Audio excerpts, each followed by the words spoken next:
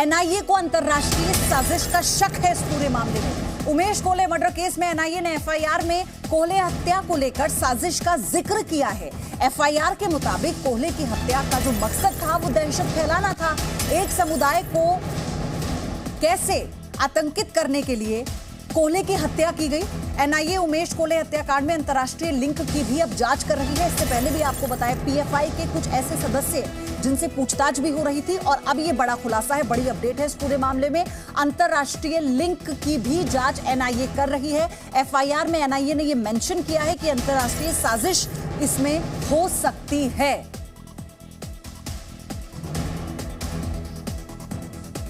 हत्या को लेकर बड़ी साजिश का जिक्र एनआईए की तरफ से किया गया। एफआईआर की कॉपी भी इस वक्त जी न्यूज के पास है, आपको हम दिखा रहे हैं एफआईआर की कॉपी, जिसमें यह बताया गया है एनआईए की तरफ से कि इस अंतर्राष्ट्रीय लिंक की भी जांच कर रही है एनआईए और इससे इनकार नहीं किया जा सकता कैसे दहशत फैलाने के लिए इस पूरे हत्याकांड को अंजाम दिया गया। अंकुर त्यागी मेरे सहयोगी हमारे साथ जुड़ चुके हैं। अंकुर, ये एक नया एंगल है और जांच का दायरा अपने आप बढ़ जाता है। देखिए, बहुत ज्यादा चौंकाने वाली बात है क्योंकि एनआईए की जो एफआईआर है उसमें साफ तौर पे लिखा हुआ है कि एक ग्रुप ने जानबूझकर ये टेररिस्ट अटैक किया ताकि जो देश के एक बड़े वर्ग को इससे भयभीत किया जा सके, जिसको डराया जा सके और इसको एग्जाम्पल के तौर पर सेट किया जा सके। जो दूसरी सबसे बड़ी बात है जिसमें बताई गई वो था इसमें नेशनल और इंटरनेशनल लिंक हो सकते हैं।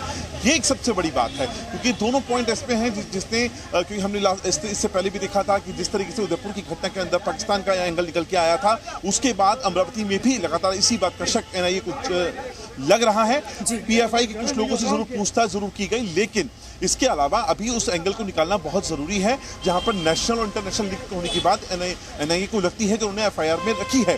और इसीलिए और जिस तरह से देश का माहौल खराब करने की बात कही गई है, देश की कानून व्यवस्था पर से लोगों का विश्वास उठा देने की बात इस घटना के जरिए एक प्लान्ड वे में पूरी की पूरी कॉन्स्पिरेसी रची गई, ये तमाम चीजें हैं जिसको एनआईए ने अपनी एफआईआर में जगह दी है, जो इस केस के लिए बेहद जरूरी हो जाता है। अंकुर, जब अंतर्राष्ट्रीय साजिश का जिक्र किया जाता है, एफआईआर की कॉपी में इस बात को मेंशन किया गया है बाकायदा एनआईए की तरफ से, तो हम किस संगठन से इसको जोड़कर देखें, हम ये कैसे समझें? क्योंकि पीएफआई के सदस्यों से, वहां के प्रमुख से पीएफआई की पूछताछ अभी हाल ही में हुई है, तो इसको कैसे लिंक करें हम? देखिए, फिलहाल तो बहुत ही इनिशियल लेवल पे ये पूरा का पूरा प्रोसेस चल रहा है। अपनी तरफ से कोशिश है कि लिंक्स निकाले जाए। लिंक इस बात में निकलेंगे कि जो इरफान शेख नाम का मुख्य साजिश करता है, मेन कॉन्स्पिरेटर है, जिसका रहबर हेल्पलाइन नाम का एनजीओ चलता है, उसको फंडिंग कहाँ से आती थी? सिर्फ देश से आती है या विदेशों से भी आती है? और अगर विदेशों से फंडिंग आती है तो फिर कौन से संगठन दे रहे हैं? तो ये तमाम चीजें होंगी जो एनआईए की जो एफआईआर में जो इंटरनेशनल लिंक होने वाली थ्योरी है उसको साबित करने के लिए काफी होगी। बिल्कुल, और सबसे बड़ा खुलासा इस वक्त जब हुआ है, एक बार फिर से अंकुर आप बने रहिए, दर्शकों को हम ये बता रहे हैं कैसे एफआईआर की कॉपी जो इस वक्त जी न्यूज के पास है उसमें इस बर्बर हत्या को लेकर ये बताया गया कि कैसे ये अंतर्राष्ट्रीय साजिश का हिस्सा हो सकता है। हत्या का मकसद दहशत फैलाना था और ये हमने देखा एक समुदाय को आतंकित करना मकसद था। ये सारी बातें एफआईआर में मेंशन की गई है एनआईए की तरफ से। अंकुर, क्योंकि हमने अगर इस पूरे मॉडस ऑपरेंडी को समझे, हमने देखा कि कैसे 17 मिनट पहले जो तीनों हमलावर हैं बाइक पर सवार होकर पहुंच जाते हैं, वो इस बात का बाकायदा इंतजार करते हैं कि कोहले कब अकेले होंगे ताकि वो उन पर हमला कर फरार वहां से हो जाए। तो इसका मतलब ये है जो और लिंक्स जुड़ रहे हैं, ये प्लानिंग बहुत लंबी थी और बहुत पहले से थी। देखिए, जो मेन साजिश करता है इरफान शेख, उसने हर व्यक्ति जो इस पूरे केस से जुड़ा हुआ था, मैं सिर्फ जो डॉक्टर यूसुफ खान है उसको छोड़ दिया जाए क्योंकि उसका इस पूरे मामले में इंस्टिगेटर का रोल था, लेकिन जो बाकी के जो लोग हैं, जो 6 लोग हैं जिनमें इरफान शेख शामिल है, इरफान शेख ने बाकी के हत्यारों को 10-10 हज़ार रुपये दिए थे।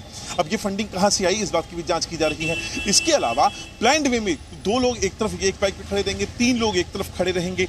एक 8वें आरोपी और है जिसका नाम है शमीन पिछले बताया जा रहा है 23-24 तारीख से गायब है। उसका पूरा परिवार इस वक्त अमरावती में नहीं है, ताला लगा के भाग चुका है। वो कहाँ है, इसके वेयरअबाउट्स नहीं पता। वो शख्स था जो कि बाइक लेके उस घटनास्थल से भाग गया था। तो इन तमाम चीजों को फिलहाल एनआईए भी तलाश चाहिए, अमरावती पुलिस भी तलाश चाहिए। उनको शक है जो पीएफआई से पूछताछ के बाद कि इसके लिंक और आगे जा सकते हैं।